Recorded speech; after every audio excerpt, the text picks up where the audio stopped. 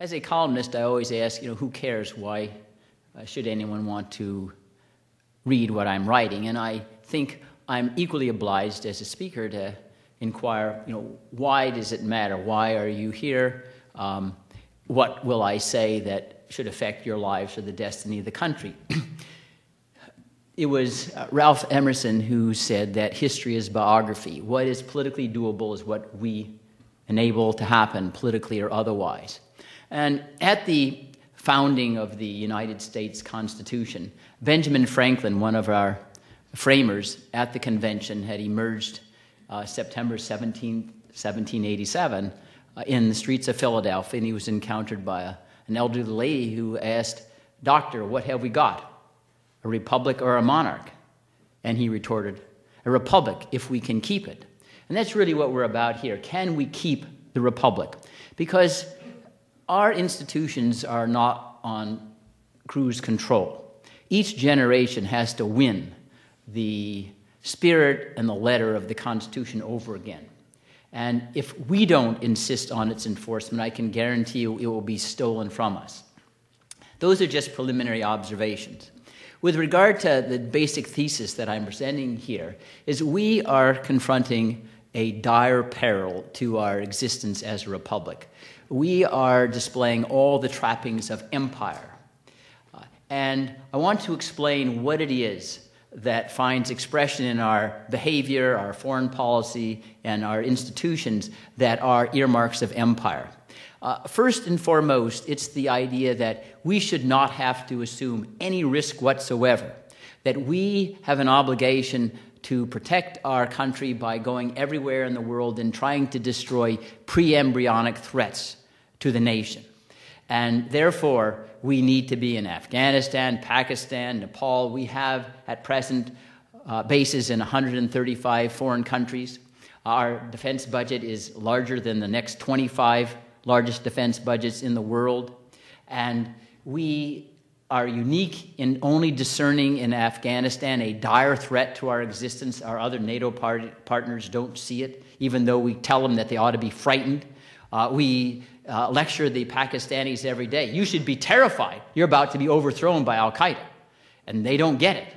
But I say that's one of these very critical elements of empire. All previous empires had this same proclivity to inflate fear, a millionfold in order to justify a military exertion. Great Britain was in Afghanistan. They were in Burma. They were in the First and Second Opium Wars. They were the Boer War. And they kept saying, people will not respect us unless we fight and try to destroy them, if they try to insult us or suggest that they might not be comfortable with our institutions.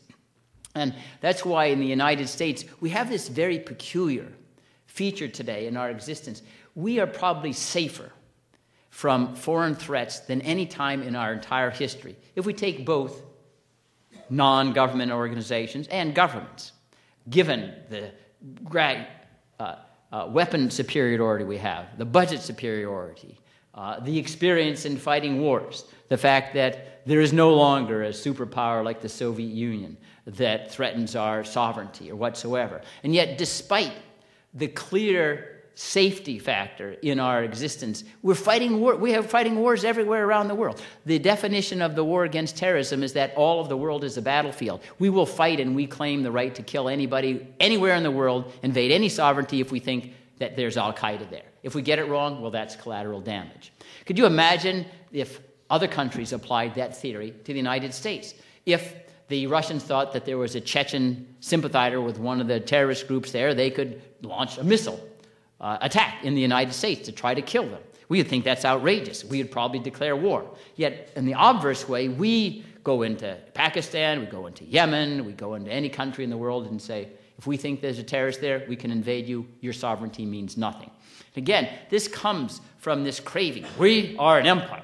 Don't present a risk to us. We shouldn't have to incur any kind of disturbance to our tranquility. And it's a phenomenon that's not unique to governments. Individuals act that way as well. You give them absolute power, they will tyrannize and try to destroy anything that threatens their particular security. Now, what else finds expression in empire is the attitude, I think largely of the people, that we need the government to have the power launched in the executive branch to make us safe. And therefore, the United States has basically yielded all of the separation of powers that's kept us free for hundreds of years. The president decides virtually everything of significance in the United States unilaterally. One of the examples that shows you how peculiar the situation is concerns a status of forces agreement that the United States negotiated with Iraq. It took effect at the beginning of this year.